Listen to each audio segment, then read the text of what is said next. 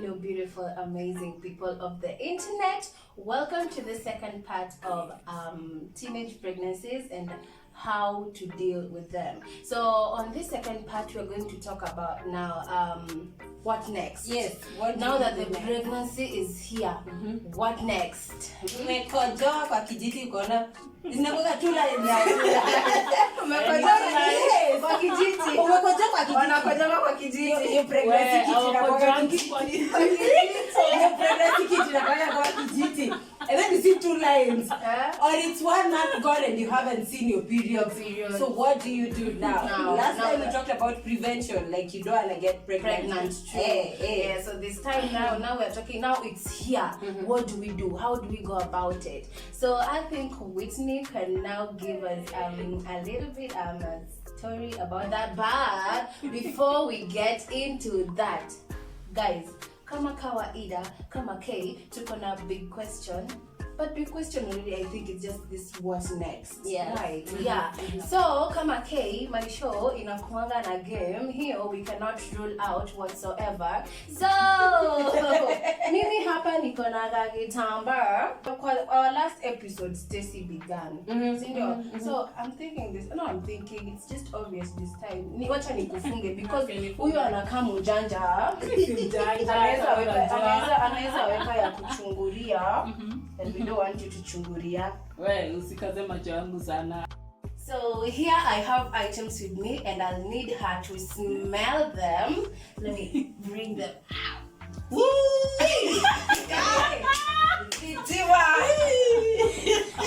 Well, say tunacheka. I need her to smell and tell us the smell of whatever it is atakuwa ananusa. So when you smell this, what do you smell?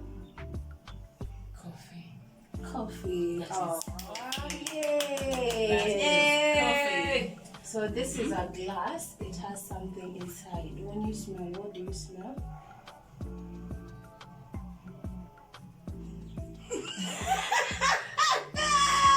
What is it? Don't drink. Don't taste it. Tasting it. What do you smell? It doesn't have any smell, so I think it's water. Hey, sorry. Mommy, you're peeping. She was checking. No. Okay. No touching. No touching. Okay? So when you smell this, what do you smell? That's a shoe. I can honestly was. Yes, was. Actually, I'm a bit mtiani. So it's a Simba's turn. You want to see your sense of smelling itafikia wapi? Hey. So no touching. That's the rule of the game. Alishika. Nilishika moja macheshike moja. No, because ile no, hakuna kushika isho. Hakuna. Nani ndo mwenye show? Nataka nje. But she got to No. So here, smell this and tell me what this is. What is this? Wafai kunusa sana. When you smell it, I can say it smell familiar. Lakini akiziji. Akigai wewe guy tatawizi. Ini interesting. my friend, this is baking powder. Baking powder. Mwanamke kamili. Unarukia baking. No, ngojeni. Unakuja na job baking powder akiweka hapo kwa comments. Mimi najua. No, you do that for a living. My God, I do that for a living. Aya, next. Kudos. Sure. No, you don't. Okay, next. What is this? Stacy. Akishwali hata siwezi shika nione ni smell. Akiweka karibu basi. Niko karibu. Ndio hiyo. Wapi? Ndio kwa pua yako. Nakufuata. Kesho no that is what you sure. Mafuta ya kupika. Okay. You guys are not nice. Na kufukuza kwa show yangu. You guys are not nice. Hata mnipatie basi 1 out of 3 ya kunipanguza macho hawa. Nina kunukia nini? Ati na smell mandazi. Mandazi. Ama ni samosa. Aki kona harufu ya mandazi, samosa hivi. Ama ni tule tu crackles tu nini yenye unarushanga ndani ya mafuta after umepika samosa. This ndio umepata. Finally. The last one. Aki you guys. Yuna kunukia nini hivi? Leo lazima unini. Bora hii na smell kama isatiari ya fair. Yaani pilipili. Yeah, it's a tear. Ata mngesema tanduri masala. Smells baking powder. That was it for our game session today. Thank you for being part of us. I hope you have enjoyed as much as we have. So up until next time in game session, tupatane tena. So guys, on to our topics of discussions on this second part of let's talk about it. Actually, it's teenage pregnancies and how to deal with it, just in case ulikuwa umesahau what we were talking about, because you know game session inaweza fanya mtu asahau ilikuwa show, you know. Yes. So Whitney, as you had mentioned earlier back in our first part of teenage pregnancies and how to deal with it, you told us that you were pregnant at the age of 17 years. Now the pregnancy is here already, okay? Now, first of all, tell us, how did you discover you were pregnant? You know, tell us, how did you discover you were pregnant? First of all, I got pregnant at 16. I gave birth when I was 17. Yes. Oh, okay. Yes. Mm-hmm. So, mimi sikuja niko na ball, by the way. For how long? 5 months. Yes, that is where naivety inaingilianga. Like, you didn't even see? No, I didn't even have a bump. You know, I'm a big bodied girl. Okay. Yeah? So, one day we're in the kitchen with my mom, and she's cooking. Na smells za vitunguu zilikuwa zinani irritate. Okay. So, my mom aliniambia tu, wait, unajua uko na mimba? News flash. What? Kidogo. Utaniambiaje kuna mwili yangu? You know, like even these was signs or anything. No, You didn't miss your periods. I missed my periods. But you know, when you're young, my period started when I was 13, 12, but then they were irregular.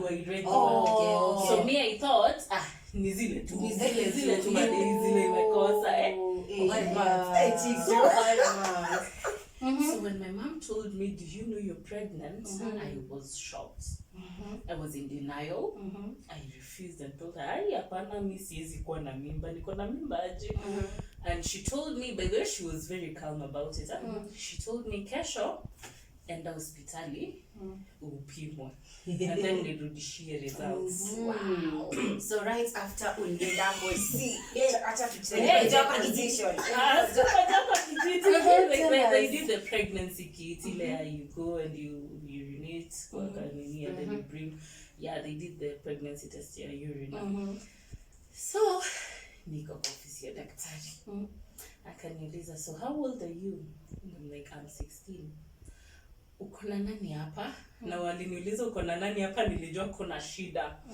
Nikamwambia, no, my mom is at No, this is after the test has been done. Yes. Okay. The doctor has to give you the results. So daktari akaniuliza uko na nani, and I told him niko peke yangu. My mom is at work. Yeah. Akaniambia, it's okay. So you're pregnant? Wow. So what next? Now that you have realized you are pregnant, you want to go back to your mother's house and now break the news that, you know what, mommy, you were right, I am pregnant. No, you just made this cause you know my drama. My mom is an African mom. So what next? So now that you had realized you were pregnant, what was the next step? I was scared because I am still young. Of course, I don't know how these things work. So I took my results. There was nowhere else I could go to. I went back home. Nikakaa kwa nyumba. Nikangoja my mom came back at night and no, sikumwambia.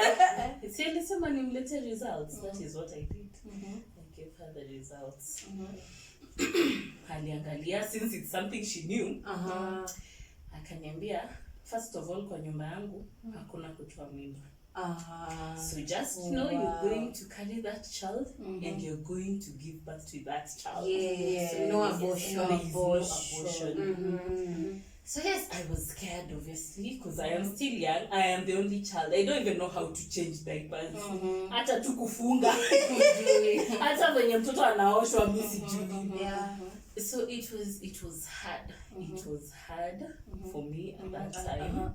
But I thank God. My mom, as much as I hurt her, you know, because you know you're the only child, your mom has expectations. But as much as I disappointed her at that point, she was still supportive. Yes, I think that's a good thing. That's a good thing. So she told me what to do. She told me I have to start clinic because it was already getting late and I am young, so I have to make sure I go for clinic. I think, guys, we can learn something from her story. Actually, we can learn something. So I just started clinic. I went for clinic. Hizo kutoa damu, kudunga mashindano za tetanus. Pregnancy. Respect your mother. Respect your mother. Yeah. So it was not easy, but I also. So what are some of the challenges now that you're now going to have a baby and you're still a teenage? You're still a teenage. You're a teenager. As much as the mom was supportive, but you know, there's just some things that you know you're feeling like it's. Yani, see where you know. So can you tell us a little bit about that? I know at that point I was ashamed. I didn't want to meet my friends or people that knew me. So most of the times, if I was not at the clinic, I was in the house. I rarely left the house. You have to walk. No. You'll walk in the house.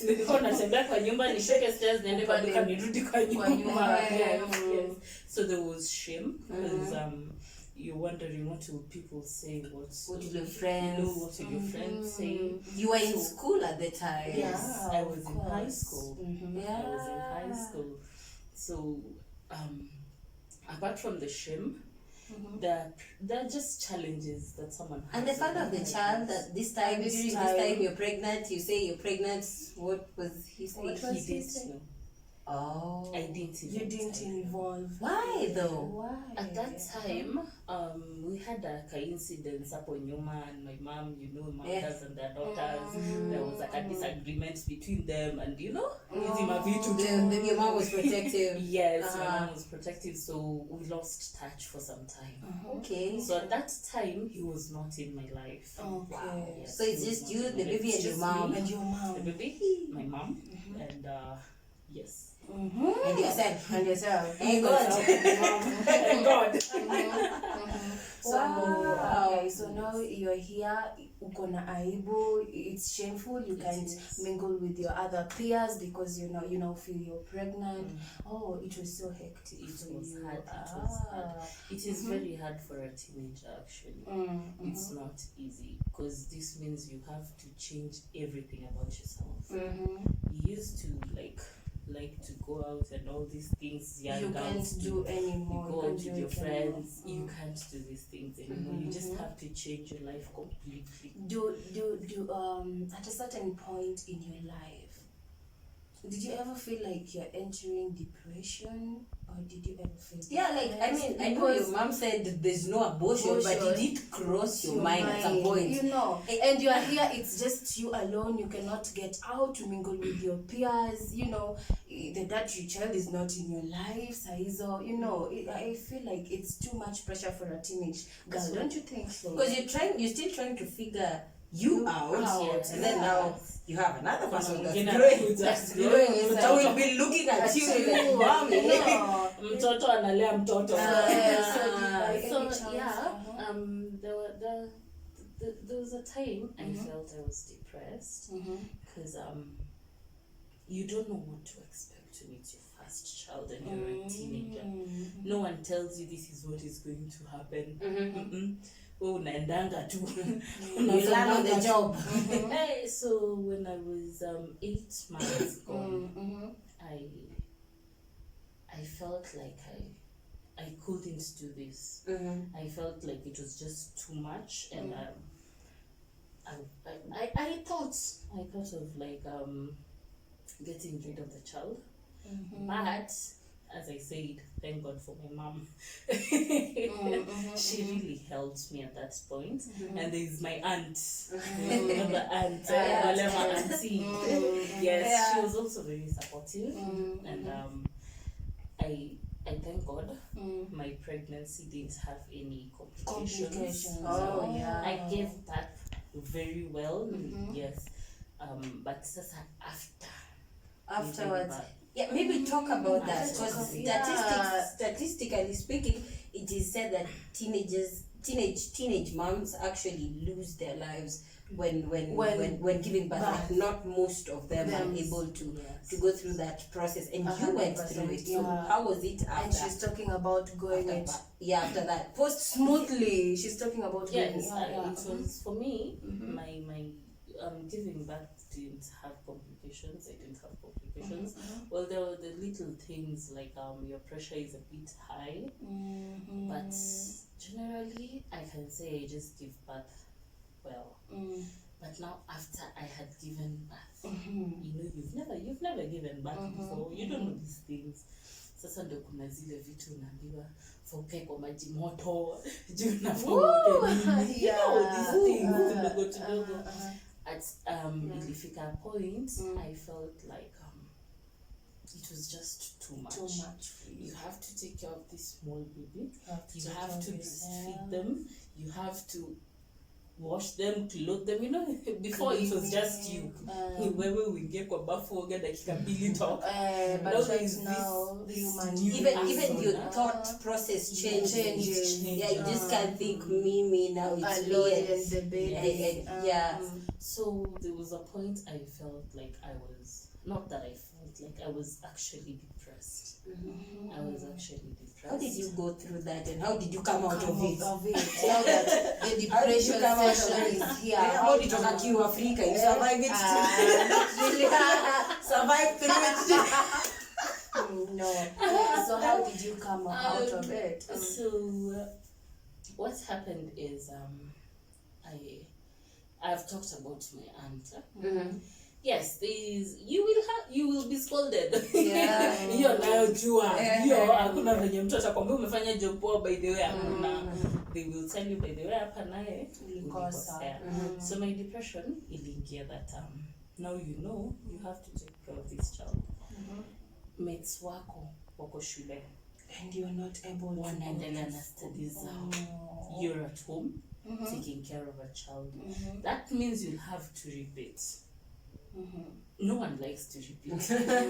No one. Especially if you're bright. No one likes to repeat. Whether you're bright or not. Sorry. No one likes to repeat. Okay. So there was that, and there was when I go back to school, people will know that I have a child. So we can talk about this as some of the effects of now. No, I'm still talking of the things that actually depressed me. Things that made me enter into depression. So mostly it was because of that. Me going back to school, and how I will relate with my friends and all, knowing that I am a mother and they're still girls. When you're a mom, you're a mom. You're no longer a girl. You're no longer a girl. You're a girly mom.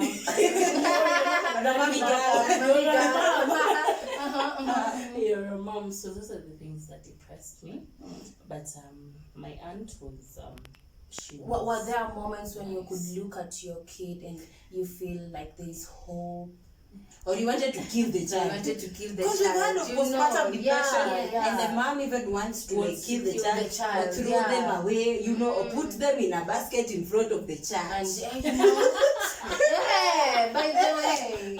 We've heard of those who put Of their such cases. even Some in the even paper go bag. to extent of throwing their kids in the toilet. What do you know? Or putting them in the paper bag and putting them in the garbage collector. Oh God. No. Sasa, you see, for me, I didn't get to that point because apart from the stress of going back to school and all, I had support. Also support That's system. very Yeah, the important. support Very system. important. Oh, So I Alright, had alright, support alright. from my family. Yes, I had support. So basically, raising the child in terms of things that you need, my child did not. Provision was Yes. there. Okay. My child Okay. did not lack, so it didn't give me the time to think of akibona nateseka hivi na mtoto. Yeah, you need So money for you don't- diapers, yes, for food, you for don't clothing. think you don't think of abandoning the child if you're getting support. Exactly. Yes, so support So is we very can important. learn from her that with support then it means mtoto atakuwa na time ya kutaka kutupa mtoto because So support it's iko- easier. yeah, it's Yes. Oh, it's easier easier for to them. go through the pregnancy when you have When that you have support from- system in Yeah, place. yeah. From your family, Uh-huh. yes, it is easier that way. Yeah. So yeah, I just raised my child. It was a boy, very handsome boy, and I adored him. Yeah, Oh, yeah. I love my son. Yeah. So yes, Basically that's just it.